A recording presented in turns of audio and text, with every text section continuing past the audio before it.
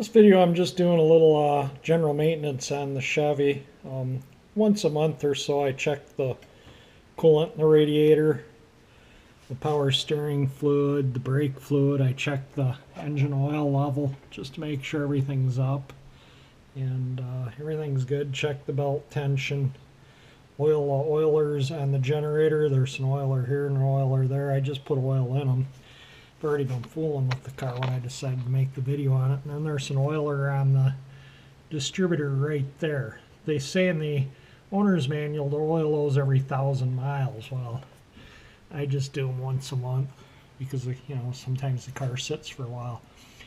But the car has been starting a little harder hot and idling rough, and I suspect it's some plugged air bleeds in the carburetor. Let me get a little light and I'll kind of show you where they are and what you got to do to resolve it. Hopefully I can get this in a video here.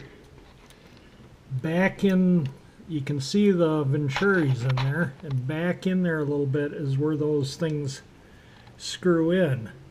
And on the top of them is little openings and they're air bleeds to prevent the gasoline from siphoning down through those into the carburetor. This is the main circuit of the carburetor where those are. That's where your high-speed fuel air mix come through those little so-called barrels there. The idle circuit's below the throttle plates, and the screws for the idle circuit are on the front of the carburetor. So generally the only way you can adjust your high speed on these is changing the float level or the main jet size. These screws are only for idle. That's all they affect, is how the engine idles. There is on the secondaries, you have the same air bleeds. So what I like to do, and I'll show you on the secondaries because it might be easier, but I get my can of spray Gumout and with the engine off and cold, and I do it because when it's cold, because you can flood the engine pretty badly doing this. And if you do it on a cold engine, they're easier to restart. But you get this spray tip up in there, so you're pointing at where those air bleeds are, and give it a shot in there on both the primary and secondary barrels. So that gets the secondary. Now we'll get up in the primary, and I already did this once, but I like to do it a couple times, let it sit for 5 or 10 minutes, and then hit it again. You never know when, you know, you loosen the stuff up and it's still where it doesn't belong. But anyway, I don't want to ruin my camera with spray. You spray those out. I like to, you know, spray around the choke thing to keep that butterfly moving freely, and down in the sides there where the throttle linkage goes through the carburetor body to keep that from getting stiff from dirt and stuff. And that's kind of what I do. That will make the engine start easier hot, and probably will correct the little bit of rough idle it has. It's not a bad rough idle, but you can tell the engine's running when you're at a stop. You can feel it a little bit.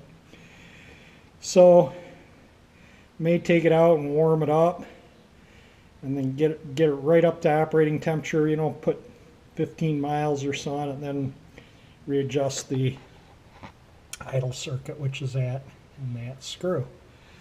So I'm gonna crank it up here, and like I say, it could be flooded, but we'll go around and see what it does. I won't set the choke. I'll just turn the key. It might be a little harder to start after, because I've really sprayed it. And then sometimes even after I start them, I give them a little spray too. So again, I'm not going to set the choke. We're just going to crank it and see what it does. See, it's definitely flooded. I might just push the gas and hold it.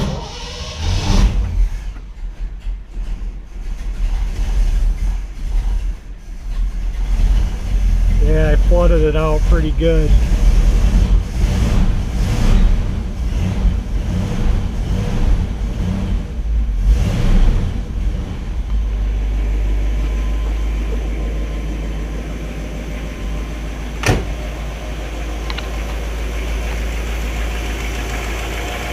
So I'll take it out for a ride and we'll see if we need to adjust the mixture screws. I probably won't. They'll probably be fine. Usually once you clean those air bleeds, that takes care of it. I also give it a little rinsing out while it's running, but it's hard to do in video. But the secondaries, I just take this and I can pop them open a little bit and actually spray them out and just run the secondaries. Now it doesn't have an accelerator pump, so you got to open them slowly on the secondaries. The engine will just stall.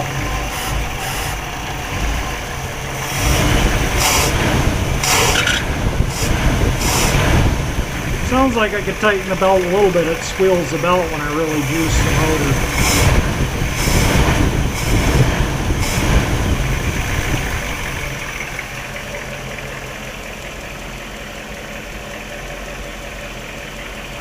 Alright, I'm going to throw the air cleaner on, go for a little ride, and then we'll see how it idles and starts hot.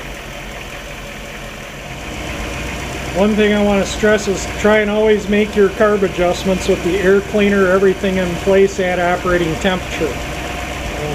Sometimes you adjust the carburetor and then you put the air cleaner on and they run differently.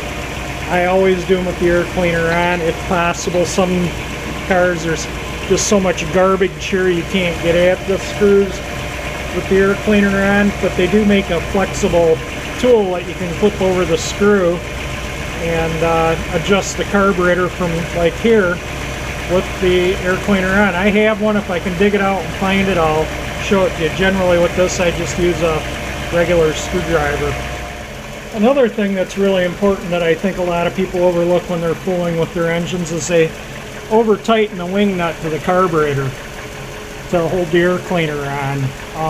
I used to run into this a lot, especially when I worked in dealers and most of the cars are still carbureted. It actually warps the carburetor through it and causes a choke to bind. You can permanently damage the casting. Do not over tighten your wing nut. Just tighten it enough to hold the air cleaner in place. Some people I see them, they sit there and reef them down. Worst thing you can do in the world. Just snug them up. That I spin it down, it hits, maybe a half a turn at the most is the additional, just so the air cleaner doesn't move around. You do not want to over tighten them. I can't stress that enough. Well, that certainly took care of the rough idle. Idle's smooth now, and I suspect it'll take care of the warm starting problem. What happens is the gas fumes, when those air bleeds are plugged up, build up in the air cleaner and the carburetor, and it's literally like starting a flooded engine.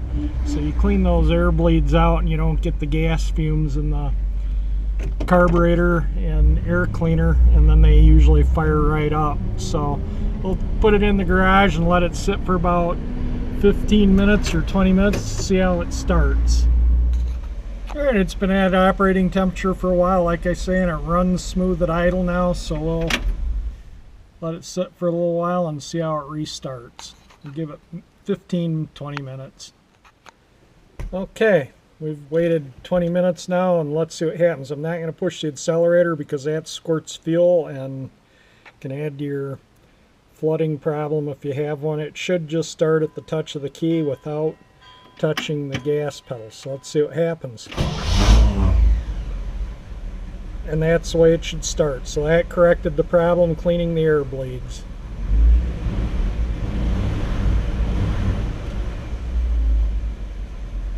Just a little trick, you know, they get a little gum or deposits or something. Usually you don't get dirt if you have the air cleaner in them. It's just, you know, some little bit of gas varnish or stuff from the gas. It just kind of blocks them up. They're just pinhole sized holes. The air bleeds are really tiny, so it doesn't take much to block them up, and when they get blacked up, then you have some, you know, engine performance issues. So that's pretty much all taking care of the issue. So again, if you enjoy my videos, please subscribe, and thank you for watching.